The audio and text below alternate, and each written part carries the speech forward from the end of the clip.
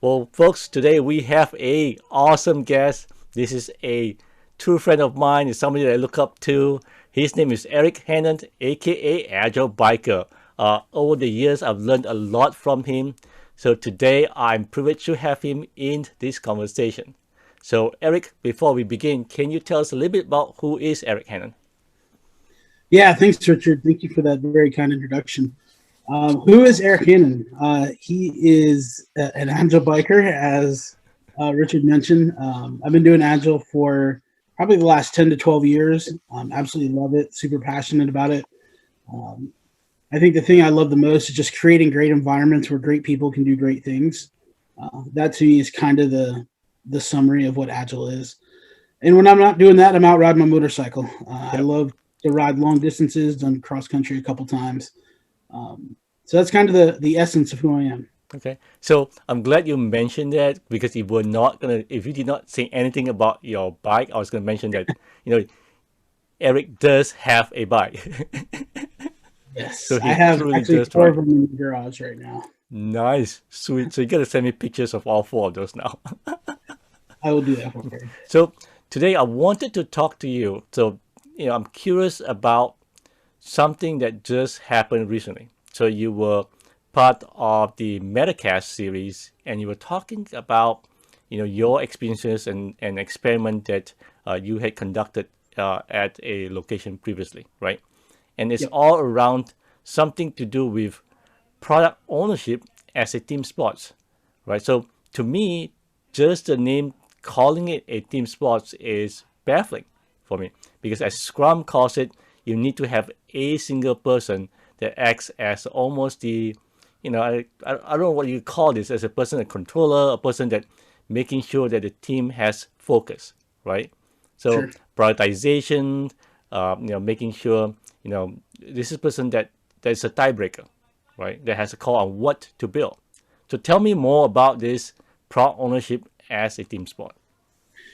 Yeah, honestly, I think that all those things still apply, right? Like when I think about product as a team sport, I'm thinking more of expanding the role of the Scrum team. So traditionally, the Scrum team is responsible for the development of the software. Hmm. Um, they'll do their ceremonies, the sprint planning, the grooming, and all of that, which is fine. However, what I found over the years is that if the Scrum team isn't involved in the product work, then they start to get relegated to admins or story jockeys, Okay. as I like to call them. Like, here's the stories that you need to build, go build it. But there's engineers out there, and I would say the vast majority of engineers that want to be part of the problem. What is the problem that we're trying to Hmm. solve? And let's come up with solutions. Hmm. Uh, so they want to be part of the problem space, not part of the Okay. problem. So what I think product as a team sport looks like is expanding the role of the Scrum team from just doing the development work or the software work to including the product work within that team. So you still have that skilled individual who's a product person, right? Who's Hmm. very skilled at doing customer development and user stories and prioritization and all of that. But instead of them doing that work off to the side, outside of the team, you bring the team in and the team does that work. Hmm. I still Okay. think the product person needs to be the one to break ties and things like that. But I think it's a more richer experience if the team is involved in the product work. So so I want to correct myself here, right? I started off with saying it's product ownership as a team sport. And you have said it multiple times, right? You said it's product as a team sport, Probably. not product ownership as a team sport, right? So I think that there's one thing that I missed originally when I listened to the Metacast. Now I think back, you did specifically call it as product as a team sport. So this notion about getting the team involved, right? What does that look like? Yeah, so at one of my companies, what we did, and this is probably where some of the confusion came in, is we conflated the PO and PM role. We Okay. said, you know what happens if we actually take this and make this one role? We'll make him a PM, and we're going to elevate the team further into the problem space. Okay. So we have the typical creation track or the Scrum track, if you will. We called it a creation track. we said, what if we layered on top of that a discovery track Mm-hmm. and said, all right, the team now is also going to be involved in the product discovery. So the customer interviews, the actually going on site and visiting customers, Mm-hmm. solutioning, that kind of thing, product discovery. And so what we did is we ran a dual track. We ran a dual track of discovery and creation. Okay. And a couple of things we had to do. We had to talk with the business and let them know, hey, we're going to be slowing down because Mm-hmm. we're adding more work to the Scrum team, Mm-hmm. right? It's just we're not going to have the same capacity because we're adding more work. But we're going to get better solutions because the team is involved from beginning to end. Mm-hmm. There's no handoff from a PO or from a PM to a PO to the team. Instead, the team is involved the entire time. How involved they are, that's up to the team and how they self-organize. So that's what we did. We created this discovery track. We talked about, okay, what are the key things that product does during discovery, UX research, customer development, that kind of thing, and said, okay, well, let's throw these out there. We had specific steps in the process to try to teach it till it was ingrained, and then they could do it however they wanted to, kind of the Shuhari model. Okay. And we rolled from there. So you mentioned that you took the, example was the UX design stuff. So on the experiment that you conducted, did you guys have a UX designer on the team? So we had, we ran both models. We had UX embedded on the team Okay. for probably 3 of the 4 years that I was there. And then the last year, they started experimenting with UX outside of the team. Okay. So we ran both models. So which models yield, what was the result between the two? Is there one that is preferred? It just depends on which problems you want to manage. There's challenges to each of them, right? Like the ones that are embedded on the team, they're really involved in the sprint work, but they don't necessarily have a lot of time to look ahead and kind of do that deep thinking. Whereas conversely, if you have UX outside of the team, they're not as involved in the sprint work, so you miss some of the day-to-day aspects of it. So it's just a matter of which problem do you want to manage around. So have you found a right balance? I don't know that there's a right balance. I think it depends on where your product is and what are the different challenges. If you have a well-established product that you have a lot of good repositories of things that you use in terms of patterns and things like that, then you may not need UX embedded on the team. But if you have a really green field where you're creating a new product and new workflows, then I think you might want UX on the team because they can really help inform the day-to-day development because the patterns aren't established like they would be in an established product. Okay, so that makes sense. So, going back to what you mentioned, you took out some of the stuff that I guess you did not take out some of the duties or work. You brought it closer to developers, right? You had developers going out. So in a sense, I guess developers are able to create this empathy. They're more closer towards the end users, right? So what about the product owner that was in those roles before? How do they feel? Yeah, that's a great question. I don't know. I'm trying to recall a conversation I had with them about this specifically. Did you? I'm sure there were challenges up front because if I'm thinking it through right now, right? If I'm the product owner, all of a sudden I feel like somebody's taking away my job. So then, what value do I bring to the team if that's the case? Sure. Was that something that you face? No, we didn't face that because we weren't eliminating any jobs. Okay. We were actually elevating the job, if anything, because they were a little bit disempowered because there was that handoff between PM and PO, and if the teams wanted longer term vision or more details about stuff, they often went to the PM. So the system that we had in place didn't really support them really well. Okay. So we decided, okay, well, let's look at this. Let's conflate the role, and we elevated them. So we gave them the title of PM, product manager, not project manager. Okay. And said, all right, we want you to be more customer focused, but you're still part of the team. You're still on the team. Okay. You're still working with the team. Okay. So as far as I can remember, all of the POs seem to welcome the change. Okay. So were there anything? So one of the conversation that you had during the Metacast was, I think there was a, I'm not sure if it's a revelation or things like that that you had brought up, that this way of doing, where you had gone to making it a team sport, is not, it's not meant for new teams. Is that what I hear you say? Is that correct? So Josh was saying that during that. He's like, this may not be meant for new teams, and I honestly don't know that I agree with that. I think you could actually do this with new teams, because you're setting the precedent early that, hey, you guys are involved from the beginning to end, Right. and that way you're not having to unteach bad behaviors around. There's typically a big bifurcation between product and engineering. In this model, there is no bifurcation. It's a team sport. The team is responsible for it. So honestly, I think I would actually like to do it with newer teams. I haven't done it with a brand new team. Well, that's not true.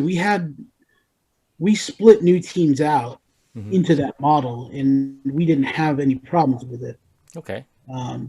But we already had that system in place as a whole. So when it comes down to decision making, is it a democratic decision making? Is it, I mean, if you look at it, there's usually, we talk about a tiebreaker, a person that has the ultimate veto power, says, no, this is how I want it to be. And responsibility falls on that person's shoulders, right? So we talk about product owner being the person, if anything falls, right, that's the person to point your finger towards, right? When you build the wrong product. So in this sense, how does this work? Yeah, so I think I would change that to, you don't point the finger at the person, you point the finger at the team. It's the team's responsibility. Right. I think you have a skilled product person on the team who represents, and I think can have that veto power, right? If I were working on that team and I had a really skilled product person with me, I would turn to them and say, okay, you got the final decision here because this is your expertise. So is that an agreement, a working agreement up front? I think it's just like a decision within the technical space, right? You're gonna defer to the person who has the most expertise. If I'm a front end developer and there's a back end API that we're developing, and I think it should be done a different way, I'm also ultimately going to defer because I don't have that expertise. I mean, that's part of being a team. I might challenge the idea and state my opinion because I want to be part of the decision making process. But at the end of the day, if I have a team that trusts one another, I'm going to trust that you're going to make the best decision given the information that we've all given you. Okay. So because of that, do you feel like there's a possibility of the team making consensus on ideas and decisions instead of finding the best possible way? They, because everybody wants to be nice with each other. So, they kind of agree to go along. Do you see that happening? I think it depends on the level of trust within the team. Okay. I mean, that's the 5 dysfunctions, right? If you're avoiding conflict, then you don't have trust. Then to me, that says, okay, we need to build trust. Is it a possibility that happens?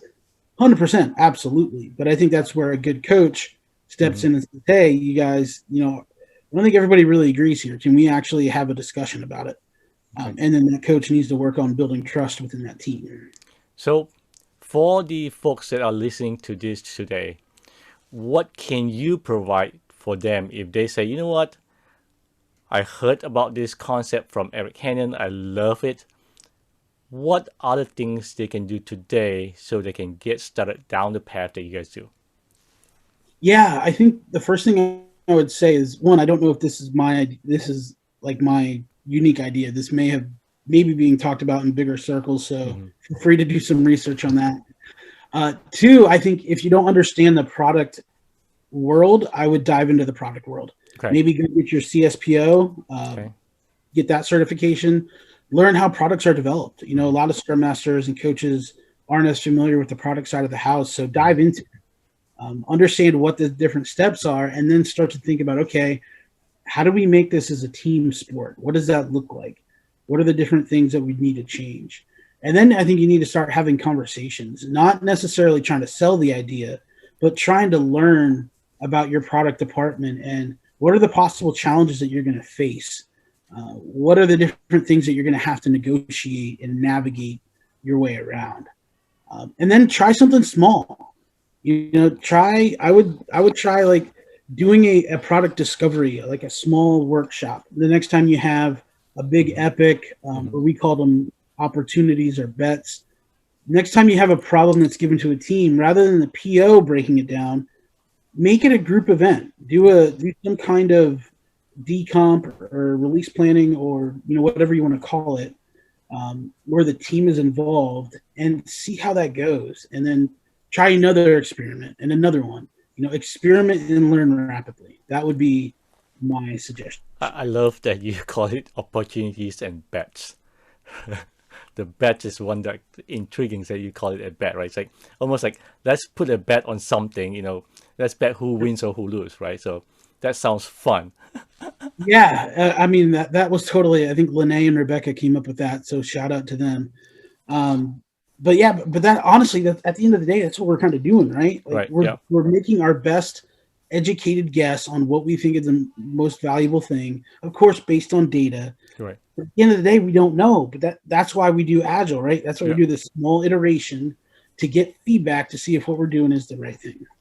So are there any caution that you would provide for the folks listening in as they go into this journey? Are there anything to say stay away from, or here's some red flag? If you get into this zone, step back. Yeah, good question. I think you really have to examine the relationship between product and engineering. At the company I was at, they rolled up to the same leader, so there wasn't that typical bifurcation I used earlier, that split, that animosity or headbutting. Okay. So you really need to look at that, because making this a team sport and incorporating it into the team, you might have product folks who feel like you are minimizing the professionalism of the role, which is not at all what I'm saying. Like, that role is important and it's valuable, and we need skilled product people. I'm just advocating that we make it a team sport rather than a solo sport, that there's value in the entire team doing this, not just one person doing it outside of the team. So what I like is the fact that we're not reducing the expertise, in that person, in that role, right? So we're saying that, hey, let's make it a team sport, as in Scrum. Before, we have this product owner sitting on the side, Scrum master sitting on the side. This idea now says, product owner, hey, you're just part of the engineer, you're just part of the group. You bring them in. So it's possibly expanding the T-shape in that sense, I would imagine. Absolutely. Right. And I hear Bob Galen call out on you on this stuff. He was concerned about losing the people and losing the value of the experts in those fields, right? So yeah, I agree with Bob. We don't want to lose the experts in that field. We can't lose the experts in that field. It's just expanding the responsibility of the team. yeah. So curious, if I were to look down the road, so if everybody would adopt this, right, everybody start doing this, how does one get to expand their expertise in the product field if everybody on the team's doing it? Because today we look for somebody that has the expertise. Expertise means that person has spent lots of hours on it and perfecting it or going through the trials and error. Now down the road, if that person is part of it, does that degrade somehow on the future availability of those experts? I don't think so. I think does development teams, does that degrade any of the expertise of developers? No, No. they're still doing the work, right? And product team members are still doing the work. They're sharing the workload. I think they're leading it in a lot of ways, and they could be pairing up. They could be doing mobbing. There could be a lot of different ways. We can use the same techniques that we do for software development Yeah, on product absolutely. work. And they're still learning and growing because they're still doing the work. It's just sharing the responsibility of the Yeah, work. that's really cool if you think about it that way. Huh. Well, one thing for sure, guys. Eric is in the forefront of what I consider as a person that always gets out there and experiment. So here's another great example from Agile Biker himself, showing us that rethink what we do. Not everything has to be fixed. We don't have to be tied down to a specific process or framework. Fix the problem, solve the problem, find out what problem it is, and try to solve it. So, I would say thank you, Eric, for showing up today and, to me, teaching me new stuff. So thank you, Eric, for coming today. No problem. Thank you so much for having me. It was definitely an honor being on your show.